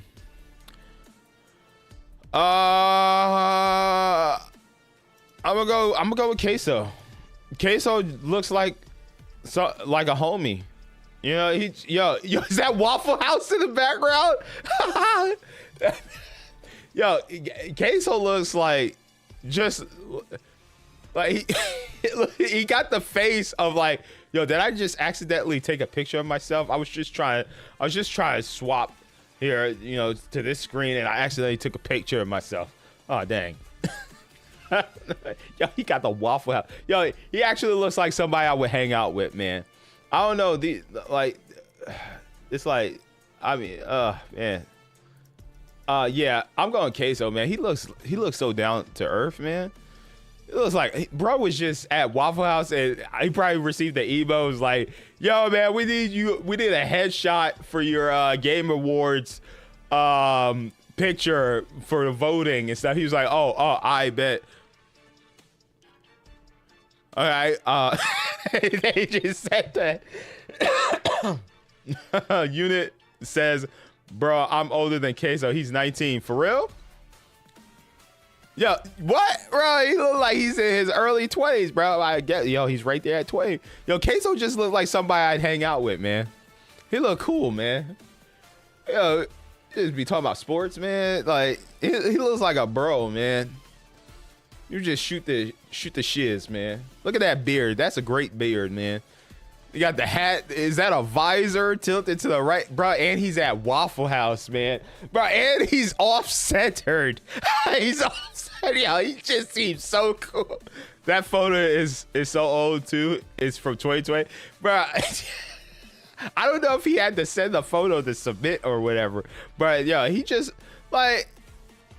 I'm just looking at all these people here. Like, who would I want to hang out with, man? Illawan would probably be second. You know, I don't know what USADA looks like. It's a VTuber. You know, I probably hang out with Queso, Illawan, Tech in this order, in that exact order. But yo, Queso wins it, man, because he's you just casually that's perfect, man. That photo's just great. That's great, man. That's a good photo, bro. That's so down to earth. That's perfect. Best esports game. For the game that has delivered the best overall esports experience to players, exclusive of tournaments and community support, content updates, irrespective of genre or platform. Oh, dang. Counter-Strike to Dota to League of Legends, mobile. Oh, my God. Mobile Legends, Bang Bang, Moonton, Valorant, Riot Games. Riot Games is up here twice with League of Legends. Dota 2, Valve, Counter-Strike 2. I'm going Counter-Strike 2. Because if I was to watch any of these, I would want to watch Counter-Strike. I'm just going based off of what I would want to watch. So I would go with Counter-Strike. Posted. Every time Queso jumps, oh, yo, that's wild. That's crazy, Unit. That's crazy to say. That's why I wouldn't hang out with Unit. The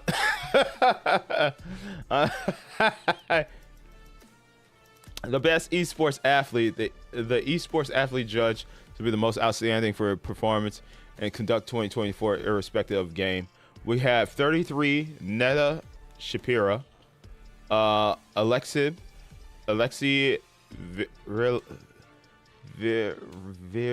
Virolani, okay, Chovy Youngji Hoon, Faker Lee Song Hyo, Ziwu Matthew Hubert, And ZMJJKK Zhang Yongkang or Yongkang.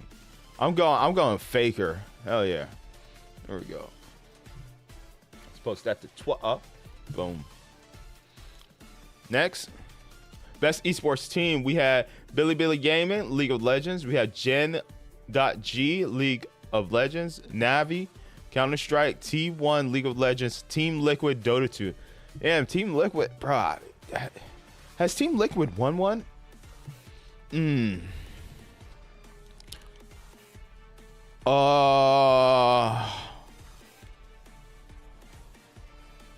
I'm kind of torn between Bilibili, Navi, and Team Liquid. I'm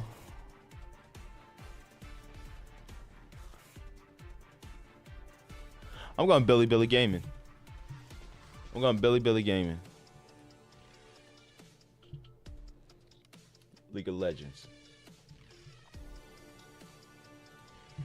Isn't Bilibili like the YouTube network over there? 3 rounds, 3 chances to vote. Notify me when voting opens for each round. Sure. Okay. Round 1 opens December 2nd. Round 2 opens December 5th. And round 3 opens December 9th. All right, so I'm done. I voted, guys. All right, let's look at my votings for the Game Awards 2024. For best esports team, I went with Bilibili Gaming. For best esports athlete, I went with Faker. For best esports game, I went with Counter Strike 2. For content creator of the year, I went with Queso. Most anticipated game, Grand Theft Auto 6. Best adaptation, Fallout. Best multiplayer, Call of Duty Black Ops 6. Best sports/racing, WWE 2K24.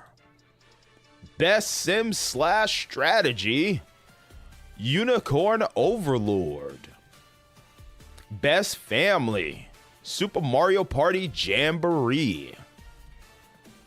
Best fighting, Tekken 8. Best RPG, Like a Dragon Infinite Wealth. Best action/adventure, Prince of Persia The Lost Crown. Best action game, Black Myth Wukong. Best VR/AR, Batman Arkham Shadow. Best mobile game, Pokemon Trading Card Game Pocket. Best debut indie game, Balatro. Best independent game, UFO 50. Best community support, No Man's Sky. Best ongoing, Destiny 2. Games for Impact, Tales of Kenzera, Zao. Innovation in accessibility, Diablo 4. Best performance, Melina Jurgens. Best audio design, Silent Hill 2. Best score and music, Metaphor ReFantazio. Best art direction, Neva. Best narrative, Metaphor ReFantazio. Best game direction, Balatro. And my game of the year of the list of the Game Awards list, Astrobot. Well, there we go, guys. I have voted and cast my votes for the 29/29 categories. King Ghost Wolf says, want to know my picks? King Ghost Wolf, sure. Send me them. There we go, ladies and gentlemen. I have voted. I'm pretty good. I'm happy, yeah. It's the Game Awards. I would love to see Persona 3 up here. Personally speaking, I would love to see that. Sandland is a personal pick of mine. It would be nice for that to jump up there.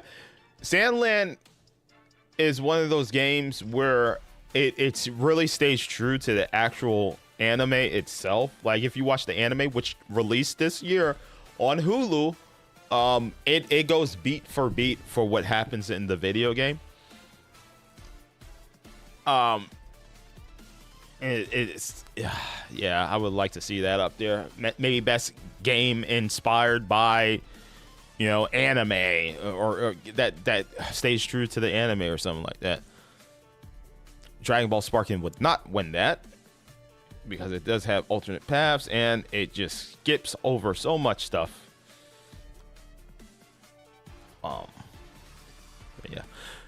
I feel like there's more games that came out this year that's what happens with the Game Awards. We never see all the games. This is games that have been voted by media outlets, journalists, and whatnot. People in games media. It is what it is. What would really like piss me off that would not win a category? There isn't anything I'm too attached to as far as these categories. Like,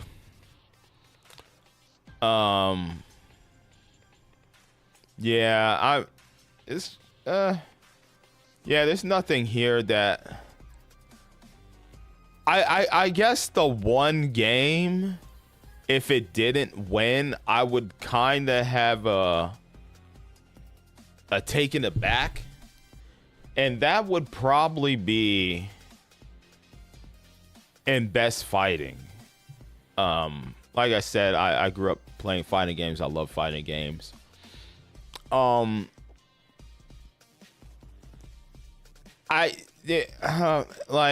could probably see Marvel taking it, but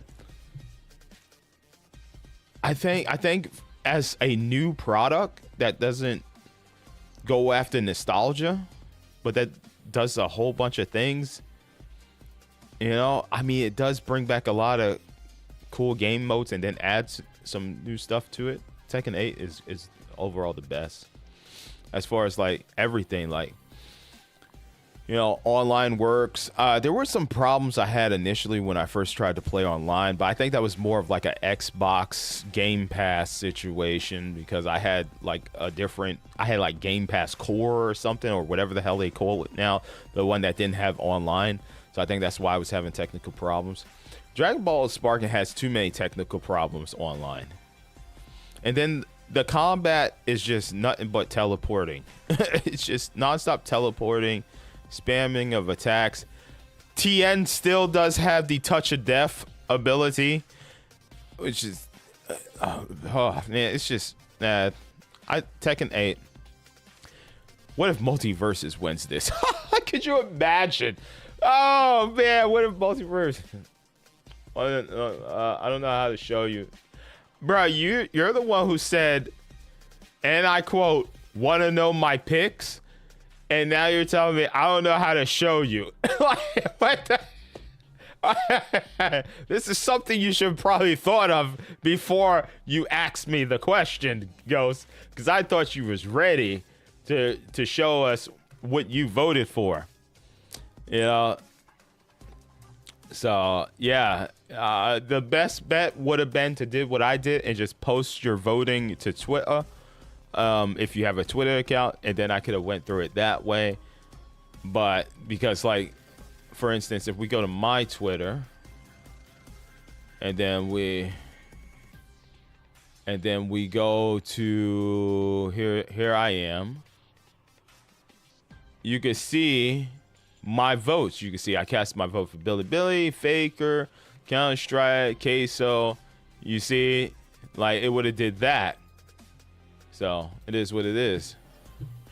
But yeah, there's nothing here that I'm just like, if my game doesn't win, or the person I voted for, or the developer I voted for doesn't win, I'm just like, whatever. I think this Game Awards, I'm not really invested in. I've already understood that, I'll just come to the Game Awards for the trailers. Whatever wins, whatever. It's all good, man. It is what it is. I just want to see some trailers, some announcements, whatever. I want to see Flute Guy. Hopefully Flute Guy returns. It is what it is, man. The year that broke my heart is I will never stop mentioning it. The Plague Tale Requiem getting 0 awards. That phenomenal game. Didn't get not a single award. That was the year where I was like, that's it, man. I don't care. I really don't care for the Game Awards. So yeah.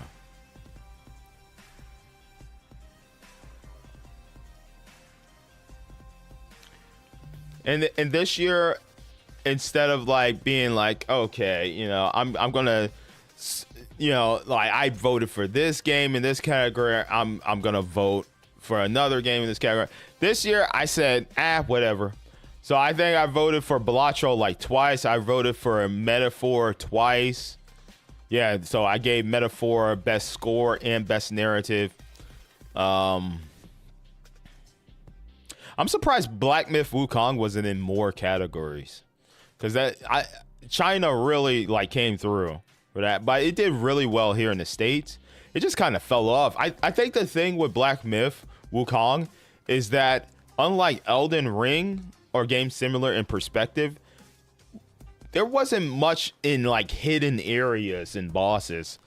There was the one boss that you fight at the beginning of the game that you can like eventually get to fight in him and then get in the secret ending by doing a whole bunch of stuff. That was the one thing you had to do. You had to do a specific order of things, like fight all the hidden bosses and stuff like that. But it did kind of feel a little linear, because unlike other games like Demon Souls, or I keep saying like those games because that's the only ones that I could think of that it's similar into like difficulty scaling and environment exploration and stuff like that.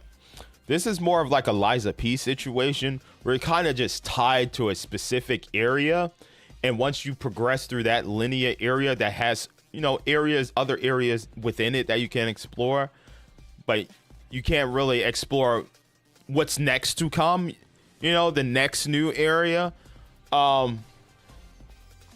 That's what it was missing. Like Elden Ring, you could choose to fight whatever boss you want, bro.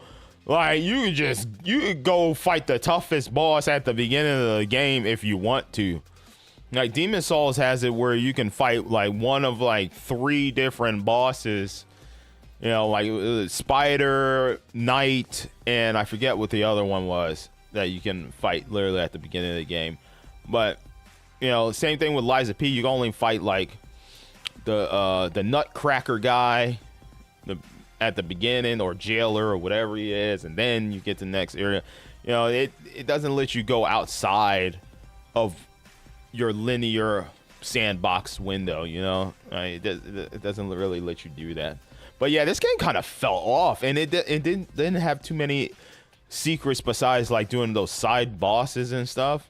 Like once you do it, man, once you beat the game, you get the secret ending. That's pretty much it. There is New Game Plus. There is that. but it's still the same, experience pretty much. Tougher enemies and whatnot. And from what I hear from Ghost and other people is that you do unlock some other new abilities, like you become like the pure god or whatever. I didn't see any reason to replay it. It was like Lies of P. I actually ended up replaying a little bit. I streamed New Game Plus for a little bit just to see how different it was. Yeah, it just kind of, people stopped talking about it. Yeah, dang, I voted for Balatro in best debut indie game, best game direction. Was that it? The two categories for that one as well. That's great. Yeah, so yeah, Metaphor. I hope Metaphor, Balatro, I hope those two games pick up some awards here. All right, Ghost sent it to me on Discord. All right. Let's see Ghost. Ghost is one of my moderators. He sometimes joins the streams when I do multiplayer games. You'll hear him talking in the background, like in our Call of Duty streams. Let's see. All right. Oh, he linked his Let's see what we got here. Do you have all of them? Wait, why is it not popping up over here? There we go. Let me see. Let me see.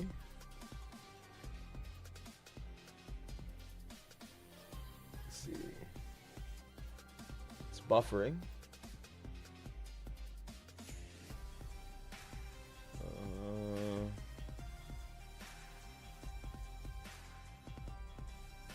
Okay.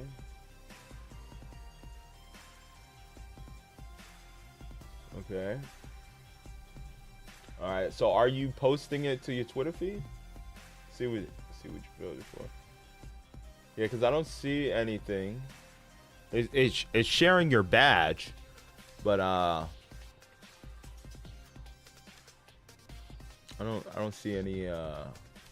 Give you like 5 more minutes. We'll just shoot the shiz. That way you can post to your Twitter feed.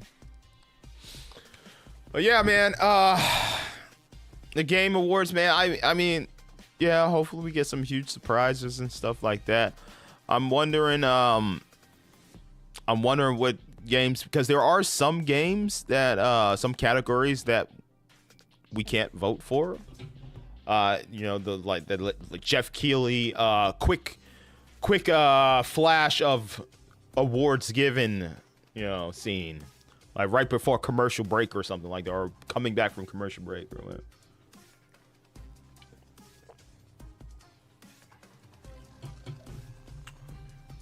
The speed round of winners,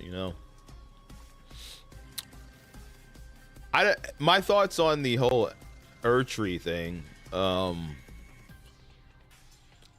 If you can't buy the game standalone without getting the base Elden Ring, it should not be on the Game of the Year. It should be on, where is it? Best Ongoing. That's the category it should have been on. It's Best Ongoing. That should be like the DLC category. Or just make a best DLC or expansion category. How hard would that have been? You could have put Elden Ring, you could have put Alan Wake, Persona 3 Reload, and I don't know, Balatro. Because it is getting some content, or it has some content that has come out. You could put those in there, like. The best thing about that, the 3 games I announced there first, like Erdtree, like there's a certain group of people that love Erdtree. Similar in perspective, there's a certain group of people that love Persona, and similar, there's a lot of people that enjoy Alan Wake too. So yeah, and from what I hear, that Alan Wake 2 DLC is dope. It's dope, man. Maybe I'll pick up the Alan Wake 2 for my PS5, run through that again, and then play the DLC. But yeah, unless it's standalone content, it shouldn't be there. It shouldn't be there. Let me check and see if he updated his. You gotta share your post. So what you have to do is you have to click these. You have to click these, and I think you can, like, you can re-click them and then you can share to your Twitter. That's what you could do. That's what you could do. All right.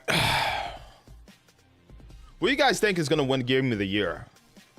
Those of you in chat, what do you think is going to win Game of the Year? Personally speaking. Like, I could have seen, like, what would have been my second?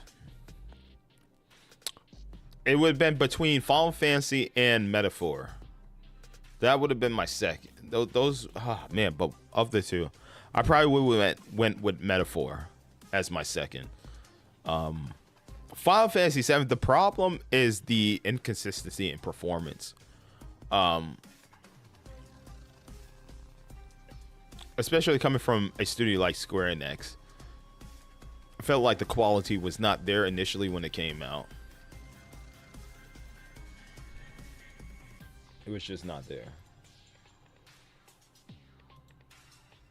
But Atlas, man, they freaking, oh, dude. The quality, the voice acting, the sound design, the gameplay, it's just, it's so good. It's so good. The reason why I went with Astrobot over that is not just because Astrobot's nostalgia. It's just Astrobot is a game that I didn't think Sony would do. I didn't think Sony would ever approve making an Astrobot fully featured game like Mario.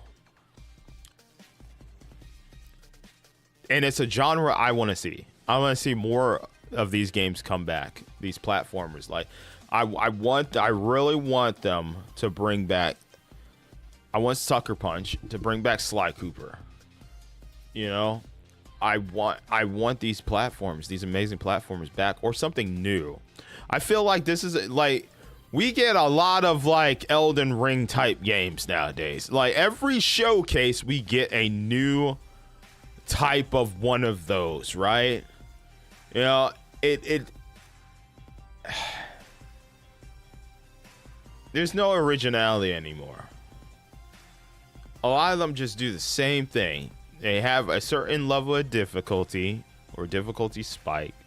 There's like a bonfire or something you teleport to when you die. There's souls and stuff that you pick up that'll enhance your abilities and allow you to upgrade. You know, you gotta do like these perfect parries or dodges, these like tightly input situations and whatnot. It's just get too many of those. You know what genre we don't get a lot of unless it's Nintendo? We don't get that 3D platformer anymore. We really don't. You know? Something we don't get. We've been getting non-stop Persona remakes. We've been getting non-stop of those, man. You know what we don't get? Amazing 3D platformers by other developers that are not Nintendo. And even with Nintendo, like, what have we gotten recently as far as 3D platforms? We got Kirby and the Forgotten Kingdom, I think is what it's called. I forget. We got that Super Mario Collection, which was a collection of games. I guess Princess Peach. That's more like a 2D side scroller.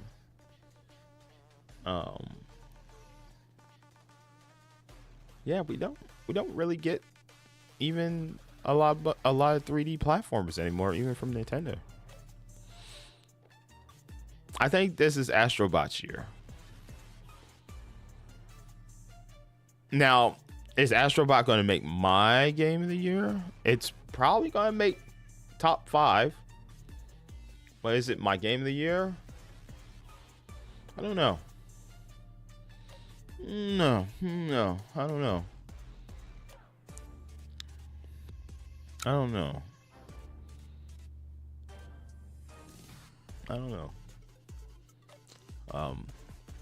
Metaphor, I think I like Persona 3 more. It's my first time playing Persona 3. I do like the world of Metaphor. But that music, man, the vibes I get from Persona 3 is just so much better. For the vibes, bro, I love Persona 3's music. I like going to school, hanging out with the homies. You know, I like that. I love that game. I really do. I'm kind of sad that Persona 3 has not made it to any of these categories. That's very upsetting. It's my first time playing it, Persona 3, and Reload apparently like improves upon and does different story stuff compared to the original Persona 3. So it's what it is. It's nice to see Prince of Persia get some recognition. I remember when that game came out earlier this year, I was gushing all over that. What happened was I couldn't find a physical copy. I'm all about physical preservation, which is why I bought the disc drive for my PS5 Pro. Because I had to have it for preservation reasons. I want to play Gravity Rush. I want to stream Gravity Rush for you guys, 1 and 2. I keep saying I'm going to do that. I'm going to eventually do that for you guys. 2025, because I'm buying less games in 2025. I ended up just taking my money and buying Tekken 8. I think I waited because I think Tekken 8 was released in like 2 or so weeks later. And because it was so hard for me to find a copy of Prince of Persia, because apparently they only shipped like 1 or 2 copies to like different retailers like Walmart, Best Buy, and whatnot. I couldn't find a copy until like 2 months later, used at GameStop for the Switch, but I really wanted the Xbox version. And I ended up just getting Tekken 8. Using that money and buying Tekken 8. Yeah. I like to see that GameStop is doing pretty good. They're doing pretty good, man. People have been buying a lot of physical games. They're doing trading cards and stuff like that now. I'm seeing people buy trading cards from GameStop and whatnot, whether online websites, stuff like that. They're doing all right. Some of their refurbished consoles and stuff could use a touch up. I did watch Austin Evans YouTube video where he bought a bunch of like used games and consoles and whatnot from GameStop, and some of them came with like off-brand controllers, cables and whatnot. They need to do better at that, man. Shipping units and whatnot. But yeah, GameStop is still going, man. Physical media is still a thing, as we can tell from the demand of the PlayStation 5 disc drive. I walked into GameStop and I was like, "Yo, is that a disc drive? I want that." Ended up using my GameStop points to discount the disc drive. I think I got the disc drive for $65.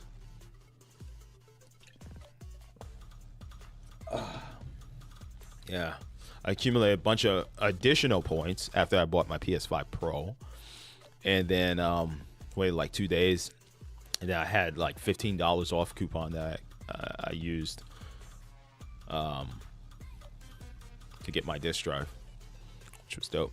I saved actually for my PS5 Pro in total, with everything with the disc drive and everything. I ended up saving $100 with GameStop, because I traded in like 1 or 2 games, and then I had a bunch of points accumulated, and I ended up saving like $100 or so on my PS5. That was dope. All right, let me check and see. Try now.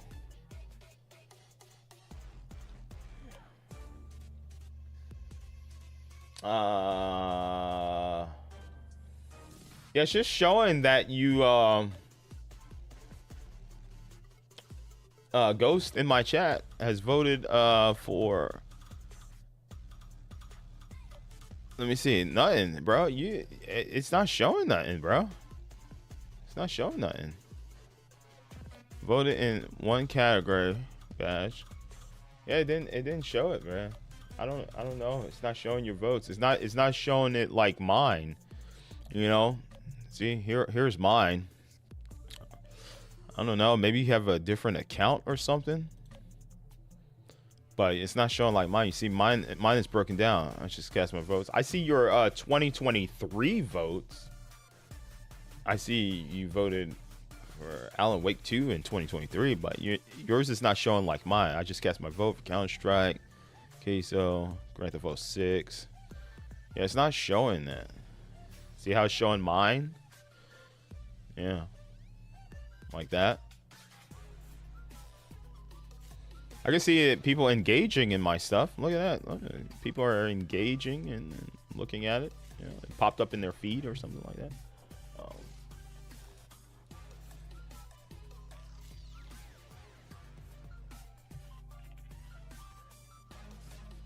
Try this. Yeah. Yo, why is Jury's song playing nonstop in my ears right now? What is going on here? Oh, it's a 20-minute version of that song. I was like, why the deuce is this song going so long? That's wild. I was like, what is this? Let me play something different.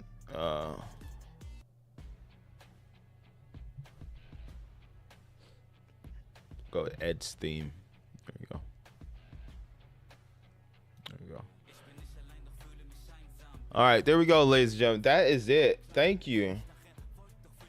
Thank you, everyone. Thank you for tuning in for my voting for the Game Awards. Let's see if anything I voted for wins.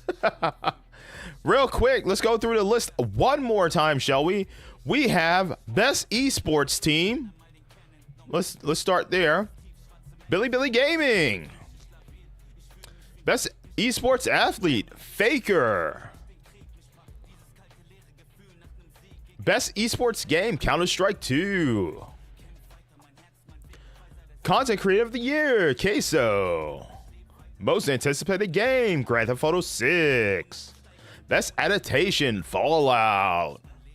Best Multiplayer, Call of Duty Black Ops 6. Best Sports/Racing, WWE 2K24. Best Sim/Strategy, Unicorn Overlord. Best Family, Super Mario Party Jamboree. Best Fighting, Tekken 8.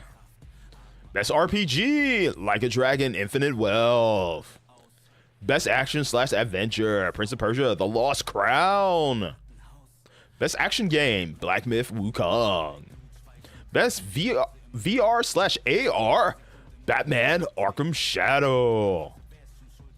Best Mobile Game, Pokemon Trading Card Game Pocket. Best Debut Indie Game, Balatro. Best Independent Game, UFO 50. Best Community Support, No Man's Sky. Best Ongoing, Destiny 2. Games for Impact, Tales of Kenzera Zao. Innovation Accessibility, Diablo 4. Best Performance, Melina Jurgens. Best Audio Design, Silent Hill 2. Best Score and Music, Metaphor, ReFantazio. Best Art Direction, Neva. Best Narrative, Metaphor, ReFantazio. Best Game Direction, Balatro. And the Game of the Year for the Game Awards 2024, as voted by me, Astrobot. Thank you, everyone, for tuning in for today's stream. Definitely, if you enjoyed today's stream, please consider hitting that like button. while you're at it, why don't you go ahead and sub to the channel with the notifications bell turned on? That way you will be notified whenever I go live, whenever I upload any new videos, or whenever I post to the community tab. Thank you, ladies and gentlemen. Thank you so much for watching my stream today. We will be back later for some Call of Duty Black Ops 6. I'm currently grinding the Battle Pass, so definitely stay tuned for that. We probably will go live here soon, probably like an hour and a half from the time you are watching this stream. So thank you all for watching, and I hope to see you all next time for some more video games. All right, good night.